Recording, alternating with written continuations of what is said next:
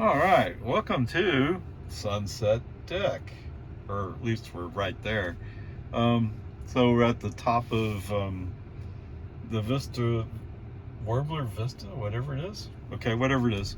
Anyway, there's a little road that comes up, and it has a bunch of hiking trails on it. Well, some hiking trails. Anyway, 10 miles, 27 minutes, 347 watt hours per mile. Oh, I didn't reset, but last charge should cover it. Okay, so we'll go from there. I seem to have picked up, or FSD seemed to have picked up a little thing he does. So we're going up Santa Rosa, we're coming out to American, so we're making a 90-degree left bend. And I guess I'm holding on to the steering wheel too tight. I didn't realize it, but there it is. I mean, what else could it be? I don't know. I guess I have to let off. The good news is whenever Tesla figures out how to release some 12.4.x release, they're supposed to go to a vision nags as opposed to steering wheel nags. So you can drive without your hands on the steering wheel, which really is what the goal should be. And then gradually, when you go to robotaxi, of course, you don't even watch because robotaxi's driving. When that time comes, maybe I should put it that way. We'll see. Okay. So anyway, there's that little thing. No big deal. You just re-invoke it. The other part I should say is, well, I wanted to get a map up. Is that possible? Okay, so can I get there? So down here is where we turn off 1431. So this section here, probably up to about here, is concrete. Maybe not even that far. And then the rest of it is gravel. So FSD handled all that just fine. So all in all, it's a really good trip so far. FSD hasn't really done anything stupid or weird other than the stupid thing at Santa Rosa. But like I said, that seems to be a little tick that he's picked up, and maybe I just need to reevaluate how I go around that curve. Well, maybe, no. I know I have to reevaluate it. The question I have in my mind is, do I take my hands completely off? Because it seems like the breakoff point has gotten lighter. That's what I would guess it is. Okay. Anyway, I would say it's pretty much an A drive so far. Onward, upward charge. Okay, so coming up here, FSD kind of came to a stop here, and did a brake on SD off and pulled my car over there in the parking spot. Would FSD have figured it out if I waited long enough? I'm not sure, but I just didn't wait. Anyway, there you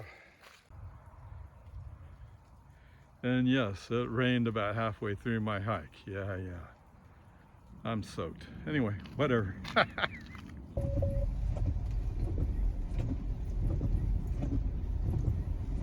Well, I guess the good news is, at least it's not alarming. Right? We've had an alarm in the past. It just put the message up and didn't say anything. All right, 10 miles, 21 minutes, 147 watt hours per mile. So the advantage of going uphill first is you get the coast downhill coming back. Okay? Yeah. I did get the FSD May Be Degraded message, but it didn't do its alarm up until the very last part. And that's coming down Santa Rosa, and then it said, oh, I need to do an alarm. Why? The rain's, for all intents and purposes, stopped. So, no, you don't need to do an alarm. Whatever, he had to. So, other than that, wow. So at first I thought he was going to mess with me getting on to 1431, actually. because we came out of 15 mile per hour speed zone, and I thought when he turned onto the highway, he was going like, well, still 15 miles an hour, which would not have been good. But as we were crossing the highway to turn left, all of a sudden, bam, speed limit 55. So he even handled that correctly. Okay, awesomeness. Coming up to, so when we turned on the Lumen Ford, he did pick to go into the outside lane, which makes sense. We're turning right, and the outside lane was the closest lane. So when we got close to Don Drive, just about time the first right lane must turn right message shows up, the human driver did a left turn signal to move him over into the middle lane. He didn't complain about it, he just did it. So at least he respected the opinion of the human driver in this case. And you've heard me several times, like, he doesn't respect the human driver at all. Okay, whatever. So what should we call this? The only glitch really is the human driver having to push him to the left to avoid getting into the right turn only lane. And that's just, he doesn't understand his map data. Okay. What? Oh yeah, you don't want to get too crazy? Okay. So it's a B+ for today. How's that go for you? Okay. Total distance was 20 miles, 5 kilowatt hours. What? Yeah, it's 55 cents. 248 watt hours per mile. Okay.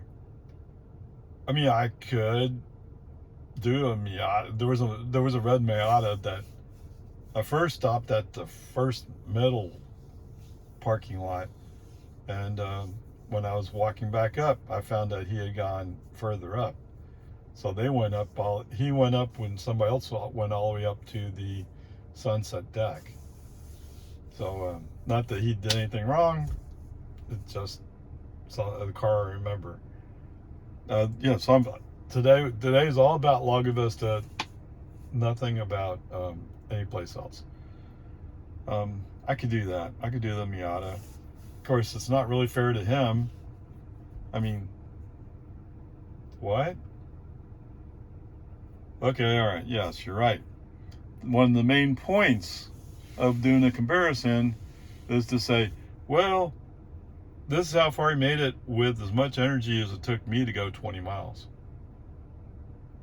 Right? On the other hand, I was kind of surprised to see that Miata went up that dirt road. Not that it was really bad or anything. Right? I mean, it wasn't really all that bad at all. I mean, there were some ruts. I'm glad I had my Model Y, not my Model 3. Although the Model 3 should have been able to handle it just fine. All right, so there you go. Grade for days a B+. You could make an argument to make it an A, but I'm not in the mood to be that generous. Although he did good today. And it'll be a Miata for the eyes comparison notes. Onward, upward. All right, what an interesting pick, huh? Okay, so the Miata. I think I ended up with 2016. Anyway, 30 miles per gallon. Wow. Okay, that sounds pretty good. His gas tank size is 11.9, so total range based upon that is 357. Not much more than the official EPA rating from the Model Y. If I drive 30 miles an hour, I can make in fact, I can beat the 358. At least I could brand new. Anyway, whatever. I'm still stunned. So that means, unless I did my computation wrong, they could do 18 miles on the amount I paid for my energy. I went 20 miles. That's pretty efficient. Okay. I don't know. I feel like I must have made some kind of error, but there it is. All right, so the weight of this vehicle is 2,330 pounds. You already know it's a small car. It's a two-seater. But wow. 0 to 60, 5.5 seconds. Pretty impressive for a gas car. Compared that to 4.4 for the Model Y. Yeah, I'm beating you. And I have an SUV. Come on, man. Anyway, those of you who picked Miata and it works for you, congratulations. Sounds like a great pick. Of course, it still pollutes, right? What? Yeah. Can you pull it into the garage and leave it running and stay in the garage with the car? Yeah, I think it's called carbon monoxide poisoning. Okay. I can pull my Model Y in the garage, close the garage door, and leave my car running all night. Anyway, there you go. I shouldn't say I'm stunned that the Miata was up there where my Model Y was, because it's not really that bad a road. But it's kind of surprising to see somebody with a Miata up there. Anyway, onward, upward charge.